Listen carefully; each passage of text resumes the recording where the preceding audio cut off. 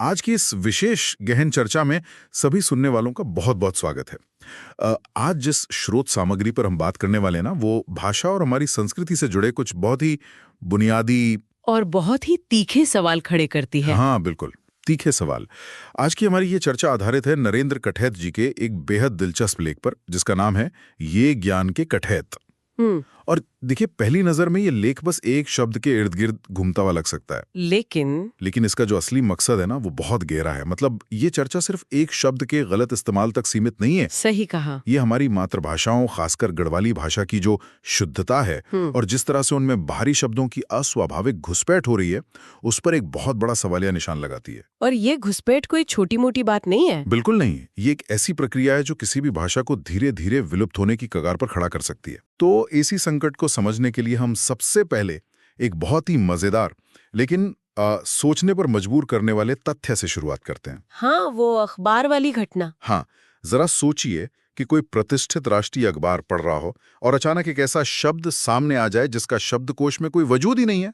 मतलब डिक्शनरी में वो शब्द ही नहीं। ये तो वही बात हो गई ना कि कोई स्थापित लेखक अपनी ही मर्जी से बिना किसी नियम के कोई भी निरर्थक शब्द गढ़ ले और उसे नए अर्थ पहनाने लगे। तो ये घटना है 1 अगस्त 2010 की। अमर उजाला अखबार में एक आलेख छपा। उसके लेखक थे रविंद्र त्रिपाठी जी, और उस आलेख की हेडलाइन थी ज्ञान के कठैत। ज्ञान के कठैत। हाँ, अब ज्ञान तो समझ आता है, लेकिन ये कठैत क्या है?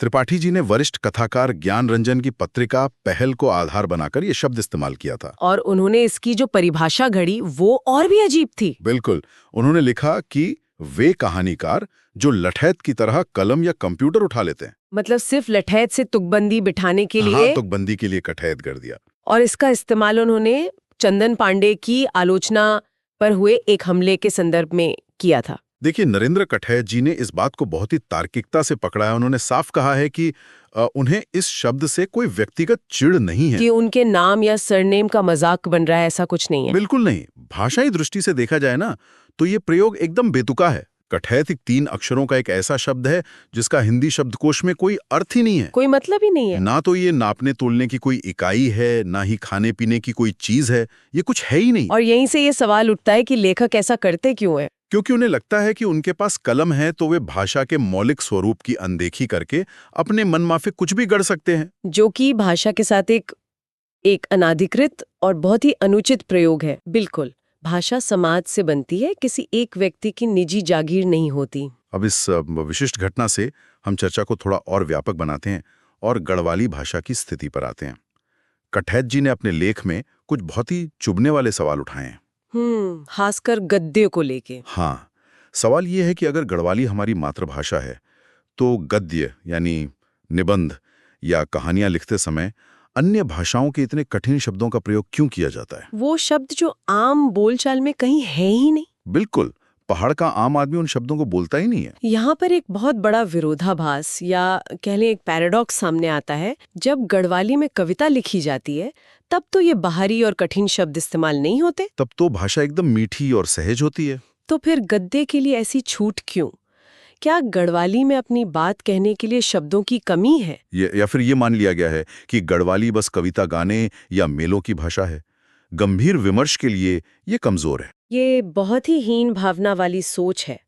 और इस पूरे मुद्दे पर जो मौलिक रचनाकार हैं, जो गढ़वाली के पहरेदार माने जाते हैं, उनकी जो चुप्पी है ना, वो सबसे खतरनाक है। लेख में से मौन स्वीकृति कहा गया है। हाँ, अबाध घुसपैठ पर चुप रहना असल में उस भाषाई भ्रष्टाचार को बढ़ावा देना ही तो है। आप चुप रहकर ये मान रहे हैं कि ये सब ठीक है। और ये मौन स्वीकृति आगे जाकर कितनी भारी पड़ने वाली है, इसके लिए शब्दकोश का एक बड़ा ही व्यावहारिक सवाल उठता है। डिक्शनरी का सवाल। भाषिक नियम कहते हैं कि जो शब्द लिखित भाषा में लगातार इस्तेमाल हो रहे हैं, उन्हें शब्दकोश में जगह मिलनी चाहिए। तो क्या हमारे शब्दकोश निर्माता इन भारी भरकम बाहरी शब्दों को डिक्शनरी में डालेंगे? वही तो, जिनका आम गढ़वाली बोलचाल से कोई वास्ता ही नहीं है। अगर ऐसा हुआ तो वो डिक्शनरी आम आदमी के लिए तो पूरी तरह अजनबी हो जाएगी। और यहीं से जुड़ता है हमारी भावी पीढ़ी का संकट, नई पीढ़ी का भविष्य। हाँ, अगर भाषा का स्वरूप इसी तरह गड़मड़ होता रहा, मिश्रित और भ्रष्ट होता रहा, तो नई पीढ़ी क्या करेगी? उसे तो अपनी ही भाषा पराई लगने लगेगी। और फिर उनके पास क्या विकल्प बचेगा?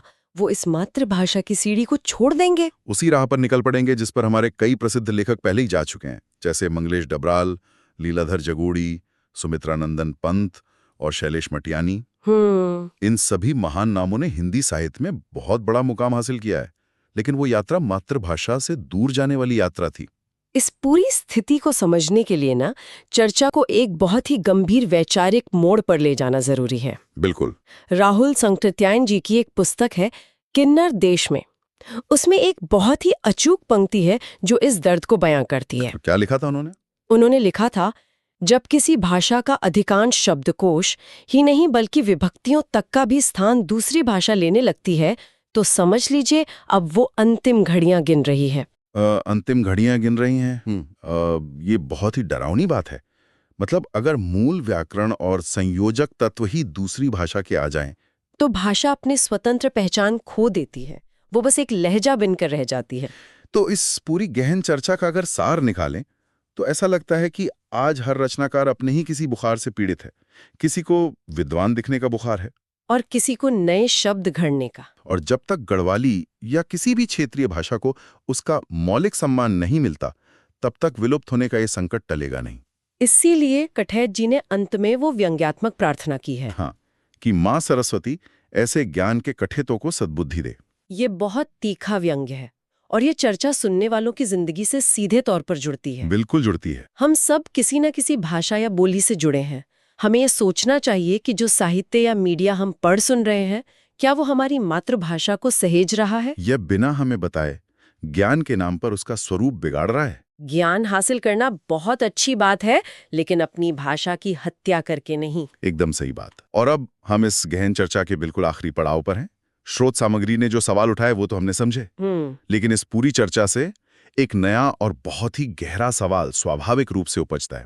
और सुनने वालों के लिए आज का हमारा अंतिम सवाल यही है। वो सवाल क्या है? क्या अपनी क्षेत्रीय भाषा को बाहरी शब्दों से बचाकर पूरी तरह से शुद्ध रखने की ये जो जिद है, क्या वो आज की इस आधुनिक और आपस में जुड़ी हुई दुनिया में भाषा के प्राकृतिक विकास को रोक देती है? ये सोचना वाकई जरूरी है। भाषा के स्वाभाविक रूप से विकसित होने और बाहरी बोझ तले दबकर पूरी तरह से विलुप्त हो जाने के बीच की वो बारीक रेखा आखिर क्या है? इस पर विचार करना बहुत जरूरी है। इस पर जरूर विचार कीजिएगा। इस वैचारिक यात्रा में आज हमारे साथ जुड़ने के लिए बहुत बहुत धन्यवाद।